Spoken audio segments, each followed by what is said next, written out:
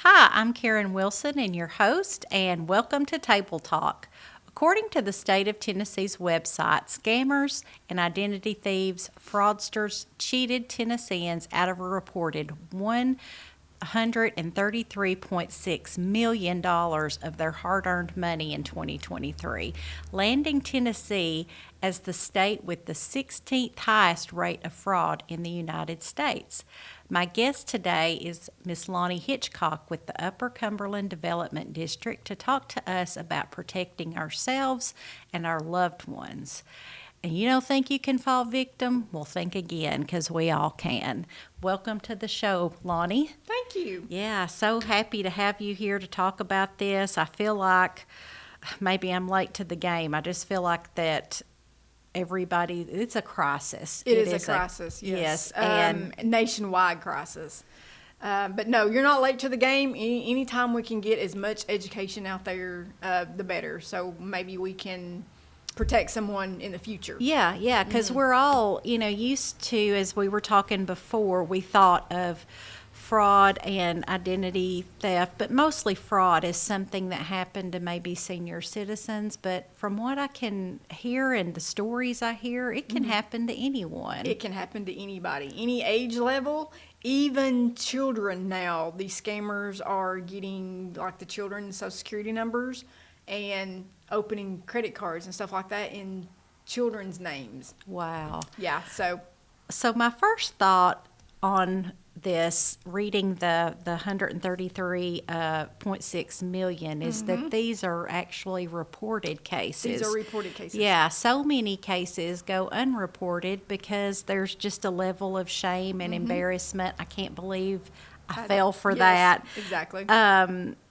So talk to us a little bit about how important it is to report it. It is very important to report because you could potentially get your money recovered, or it could definitely help someone in the future to not fall victim to that same scam. So that's why it's very important to report it if you do fall victim. That way you can help somebody maybe in the future. Now, are these actually investigated by a division of law enforcement, whether it's local or on the state level, or? Yes. Okay. Most of the time we start with local law enforcement. I tell other victims, there's other places to report it besides them. There's the Attorney General's office for the state. You can report it there because they have a consumer investigative division. TBI, you can report TBI. Or even go further federal, you can report it to the Federal Trade Commission. So all those entities can help maybe recover some money. And two, you think it's all probably your story is part of a larger investigation, and anything you can give them might be a clue or a new tactic for those investigating, and it could help bust it. You never know. Phone number, if they send you anything from, like the internet, like if they sent you emails, if any phone numbers they call you from, anything, any background noise even, the way they tell you how to do something, even their accent, if they have an accent, that might be a clue as to where they are. So there's a lot of clues, and people don't think of that. So you just got to be very vigilant, listen, see if there's anything you can, come up to. You may not remember everything, but sometimes you can think of stuff, later on they said it this way. You never really know. And it, like you said, it could help you, or it could potentially help others, or both. So let's start with discussing how a fraudulent company or person can contact us, because There's Oh, so wow. many ways. There is tons of ways that scammers get in contact with victims. Phone, over the That internet. was kind of the Yeah, original. that's the original one is phone. Now it is phone. It could be not just a phone call. It could be a text message. Now we've got the internet, so it could be emails, Facebook, any of those type of platforms, even those dating websites. You never know who's on the other end of that picture. So it's just vast. People even show up at your house, especially with these home improvement scams. I mean, there is a plethora of ways that they can contact you now regarding any of these scams. Even mail. They even still do, mail you stuff in the mail. These check scams. Well, I've mailed you a check. You've got, $10,000. You won $10,000 from whatever, Yeah, that was kind of, I guess, originally you would get, and then they moved on to phone calls. And I think the social media platforms have just blown it up, and they're finding more victims that way. Of course, we've got Everybody's on the internet now. Oh, they are. They are, from the young to the older. Who are they targeting? Let's talk about which populations are more susceptible, but yes. I guess anybody can be, as The we ones said. that are more susceptible is your senior citizens because of their lack of cognitive decline. They're lonely sometimes, especially if they've lost a spouse, so they're lonely. So they fall victim most of the time to those romance scams. Yeah, and technically, anybody can be a victim. And you of mentioned a even scammer. kids. Even kids, yes, because scammers are getting Social Security numbers of kids and taking out credit cards or loans or whatever. So, it's a plethora, but the majority that I work with are senior citizens because of the cognitive decline, because of loneliness. Kids or some no family around. Kids Right, they're usually kinda sometimes on move their off. own. They're on their own. So Yeah, I didn't think about the loneliness factor. You kind of, when you're home by yourself a lot and somebody calls you or somebody messages you, and you just tend to open up, Yes. Yes. just because you've not had human contact with anyone. Exactly. And you tell them a lot more than what you would normally, Normally, kind yes. of let your guard down. And You they do. can say all the right things Oh yeah, to let our they've guard been down. trained. There's scripts that they go by. They're trained on what to say because they're trying to get that connection. So that's what and some of these romance scams is over months because they try to build that personal connection yes. first, and then that's later on. Because Yeah. at first, sometimes they don't ask for the money up front. Right. But they build that connection. So some of the romance scams take a while. And then something happens a couple of months down the road. Oh, by the way, whatever, 6 I want to months come to a see year. you. Right, But I don't have the money. Or right. whatever it might be. I have a medical emergency. I need some money. So it just builds. And they're very patient, And they're aren't very they? patient, yes. Yeah, of course, you're probably one of, say, 20 or more that they have going on Yeah, at that I mean, time. we're talking nationwide. It's Yeah. not, some of these romance scams is not just in the United States. They're nationwide. Or Yeah, worldwide. Worldwide, yes, Yes. they're worldwide. So Yeah. what are some of the most common scams, and they seem to play on our weaknesses or fears, and what are some of the ones that you're having the most reports on now? Okay, the most reports that I have received are the romance scams, the grandparent scam, because I just had one call from a lady that lives in Bristol where she lost $24,000 to a person that called her. And the crazy thing is, there is AI technology now where they can actually clone voices. So the voice that was actually calling her was her grandson's voice. And they conned her out of $24,000. Wow. And I mean, who's to, if I heard my daughter's or son's voice or, nowadays people don't live exactly, you may not talk to them, daily Exactly. or whatever. Who wouldn't say, sure, I'm going to send you Yeah, some money exactly. if you're, what can I do to Yeah, help? exactly. And because we love our family and we love our friends, and that's part of, I guess, how we fall victim to that. There's others. There's tons of others out there. Of course, most seniors fall victim to those home improvement scams. The other ones that really kind of get their attention is some of the Social Security scams, or we're claiming to be like a Social Security IRS, where something's messed up with their Social Security, or IRS that they owe back taxes, or they missed jury duty, anything like those with these scare tactics where they're coming to get arrested or something like that. Then those are some of the other prevalent because ones. then that plays on our fear. Yeah, fear. Of That's I've one of the done tactics. something wrong, and so I've got to make this right, and that just, what can I do to What can I get do my to- name yeah. in the clear? Yeah, exactly. Yeah, because and when you fall victim, or some of the victims, if they are they want to comply with the law. Oh, yeah. And these people are using that to. They are, and they're actually using real either deputies' names or just investigator well, that's black, what I was or going to say. something There common. is they spend, it seems like, a lot of time researching They do. their victim. They do, and they can read, especially on Facebook.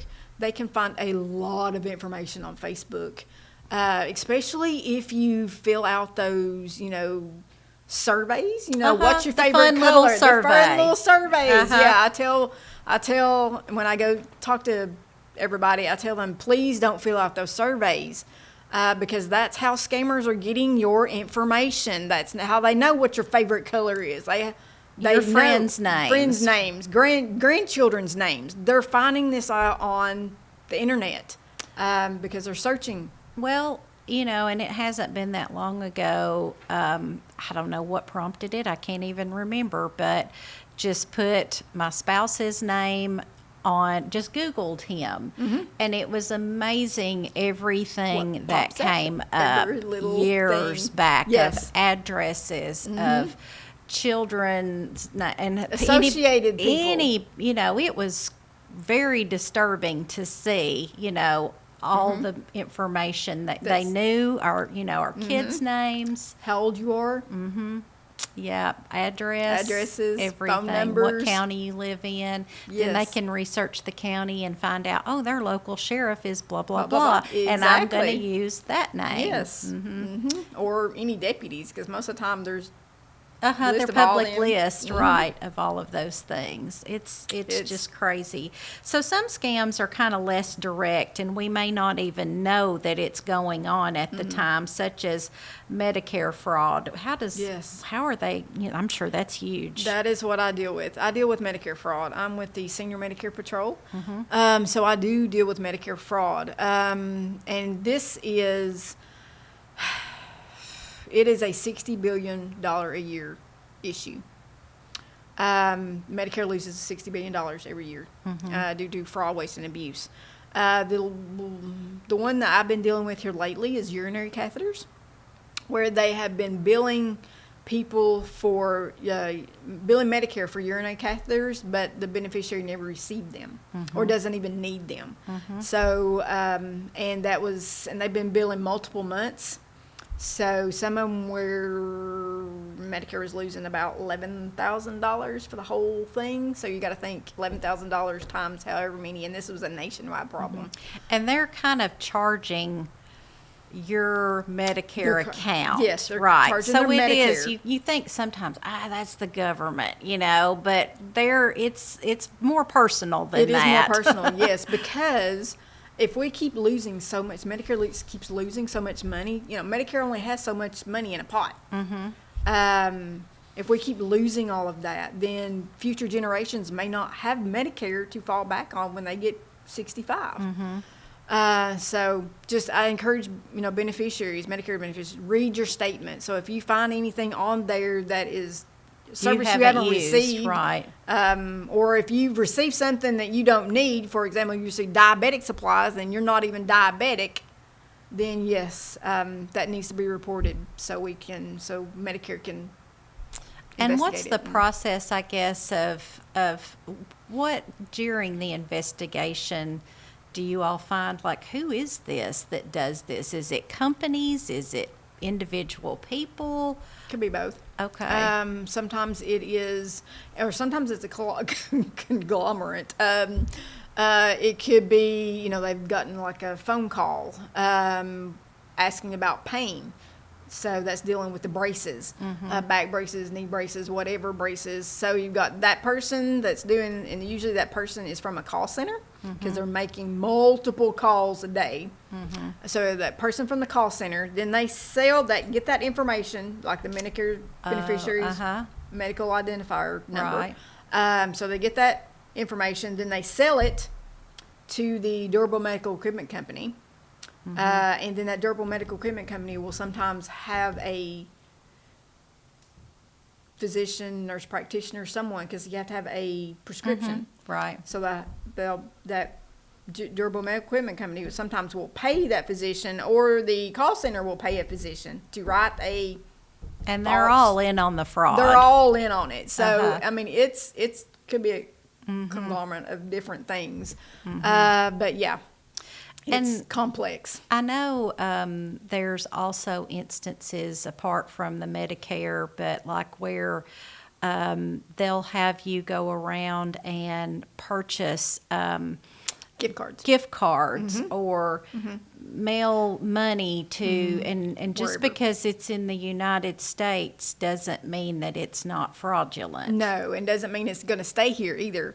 Because if you're sending money to somewhere and you don't know who that is, just because you might be sending it in the United States doesn't mean that it could be going from the United States to some other country. So you never know where that money is going or to end up.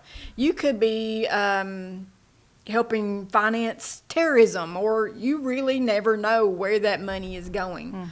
And if you get any of those calls wanting to be paid by gift card, that is not how people normal businesses, how they operate. They don't need gift cards for jury duty or anything like that. They don't need gift cards. That's how they not receive payment.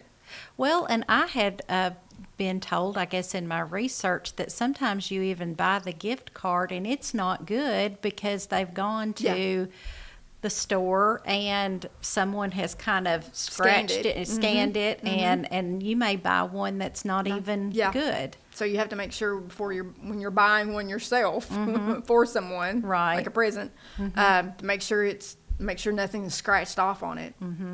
Crazy. Yeah. So can you speak, I guess, about artificial intelligence and technology and how that's changed the nature of fraud? It has. Like that, for the instance where their AI technology, they can clone people's voices.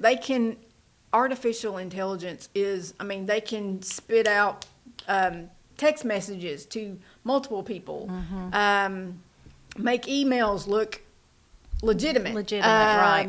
It's just it is very, very scary now. They can do like commercials where supposedly see a figure of a actor, but it's not really the actor, it's from AI technology. Right. Yeah. So it is very scary now. So I hate to tell this to anybody, but you can't trust any type of technology now. You can't trust your phone because they have technology where they can change the number that pops up on your caller ID is not where they're calling from. Spoofing, it's called I think. spoofing. Yes, it's called spoofing.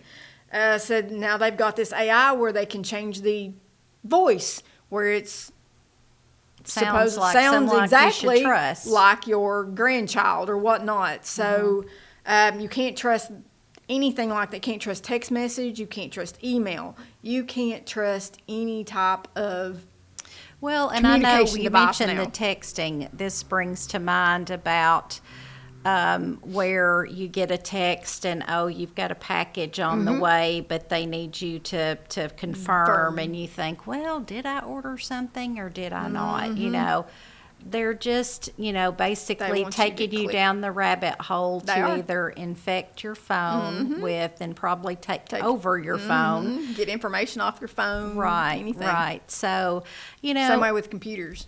Right. With like those emails and. Think before you click. That's right. That's right. And what, you know, is so, I mean, we're a technology company. We love and push technology. We see all the benefits of that. But, you know, right behind the great invention are the scammers. You know, yes. And so it's so good to, like, say, on Facebook, for instance, maybe you only have it opened up to where your friends can see. You know, put those securities in place.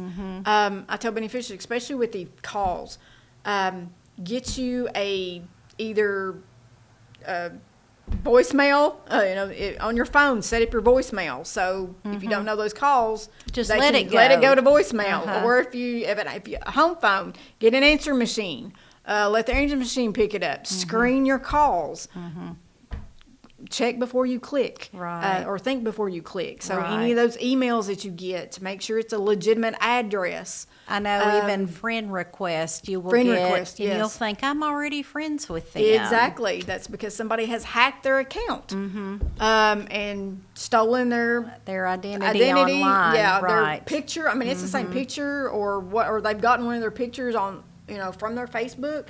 So if you set up those security perimeters, then it'll be harder for. Make sure you have passwords, password protected. With the grandparent scam, I tell beneficiaries, you know, have like some kind of safe word that your grandchildren have to tell you before you send anything. That's a good idea. There's just all sorts. You've got to be proactive now. Set up those safety parameters. Let stuff go to voicemail. Have that security word or whatever. That brings to mind, I got a text not too long ago of somebody, hey, Joyce or whatever, how are you doing? And I'm kind of polite, so I said, this isn't Joyce, you know, you have the wrong number. Well, then they proceed into like, well, you sound really nice. No. You know, I'd love to talk to you a little bit. And of course, I didn't say much before I was like, this is a scammer, you know, because they kept throwing things, what state are you in, you know, and it was all, I guess, in the end, just a ploy to learn more about me. Then it's kind of fun to play with them sometimes too. We've got a guy here at Channel 6 that loves to do that. So sometimes it Keep feels them on the phone good, longer so they can't call somebody else. Yeah, that's true. That's true. So, you know, you and I were talking before we went on the air that it's really sad that you have to be so cautious but you know that the aspects of communicating with people. Can you give us some ways, I guess, that like you said, you know, a little bit before, that we can do it in a safe way? Like, for instance, great idea, the safe word. Yeah, so if you fall victim to one of those like grandparent scams, so tell all your family, this is a safe word. This is my safe word. So if you're calling requesting money or anything like that, I'm going to ask you for this safe word. Here's my safe word. And of course, you've got to keep it, you know, within the family. Right. You don't don't text it. Yeah, don't text it. Don't put it on Facebook. But, you know, give them your, you know, this is my safe word, so I'm going to ask you for my safe word, for this safe word, and if you can't produce that safe word, then it is not you calling. But that's other ways that they can protect themselves. You know, read their Medicare statements, definitely. Don't give their information out to anybody that calls them on the phone. Don't confirm anything. Don't say yes, because as I said, they've got this AI technology, so now they can record you saying yes. So they're now getting you don't your know, own voice recorded. Yeah, they're getting your own voice recorded. You're saying yes to something, so now you don't know what you said yes to. I tell beneficiaries, if you don't recognize the number, don't even answer it. That way, they don't have your voice. You're not confirming anything. Don't give out any information. Don't confirm any information. Nothing on the phone. And if you do, I mean, because after the fact, sometimes that's when we're like, Duh. How could I Yeah. have done that? It's good to report it to the credit bureaus and things Credit like Bureau, that. Federal, the Federal Trade Commission, yeah, your credit bureaus, your bank. I mean, especially if they ask for any banking information, definitely call your bank immediately. If you gave out your Medicare number, call 1-800-MEDICARE and request a new number, which is good now that we can do. Used to we couldn't do that because it's Social Security number based. Right. But with the new Medicare numbers, they can actually request a new number. Maybe Check your credit reports. Well, like and in that. some instances, you may have to even change your cell phone number Sometimes or something like that. People want to know how they can get those phone calls to stop. I tell them, well, they know they have a live person if you're answering. So that's why they keep calling, because they know they have a live person because you're answering. I've encouraged people, if you want to quit, get an unlisted phone number or change your phone number. If it's a cell phone, change your cell phone number and only give it out to certain people.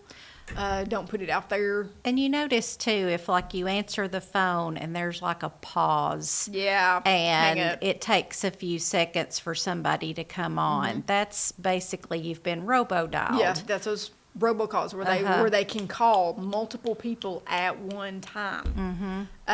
So when they get somebody to pick up, so we got to transfer it to an actual person that can talk. Right. But it's mainly a system. It's a computer system that is calling all these people at one time. Right. And whoever answers the Whoever phone.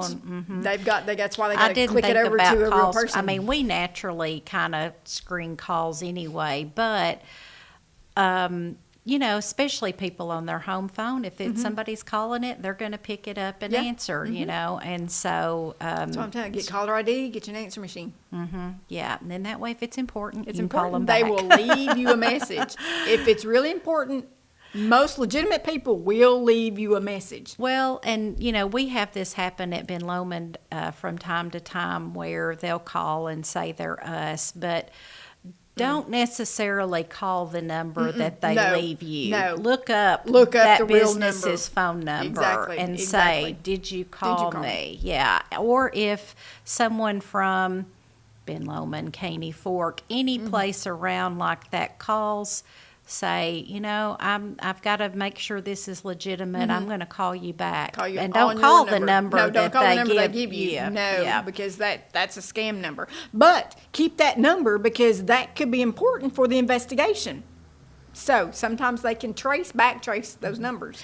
And I was, we talked about this a little bit beforehand that, we're not it's not just about the elderly. I mean, you see people that have college degrees that are very, very intelligent people that fall victim to it as well. Yes. And of course, Especially with like the, utilities. Like their lights are about to get, shut off or water's about to shut off.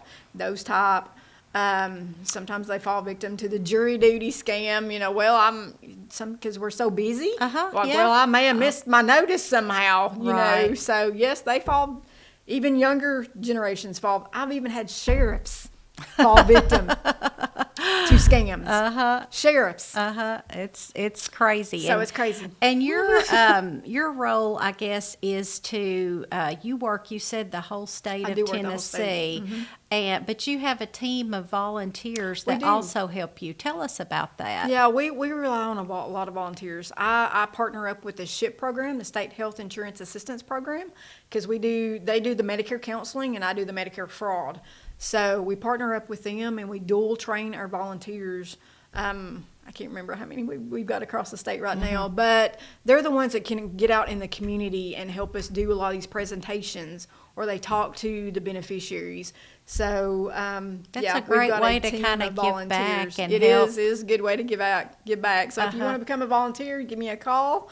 My toll-free number is 1-866-836-7677.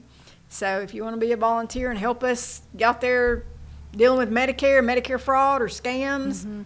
And you basically, I guess, go to senior centers and schools even, or however. Senior complexes, senior housing complexes, senior centers, Even the church, senior groups at church, I went to do presentations there.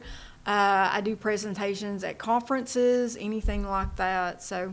So yeah. if you're in need of that If also, you're new- you yes, can give me a call, I can pencil you in. all right. Yeah, even the senior center director here is the one that recommended me. Come on. Yeah, well, we thank you for helping us and to educate us about this because, man, there are so many ways that we can fall victim, and I say is. we as in any of us. Anybody can fall victim. So, yes, well, I want to thank you for coming today, and I'll thank our audience for coming and joining us. We hope you found today's show very helpful and informative. Come back again next week for more Table Talk.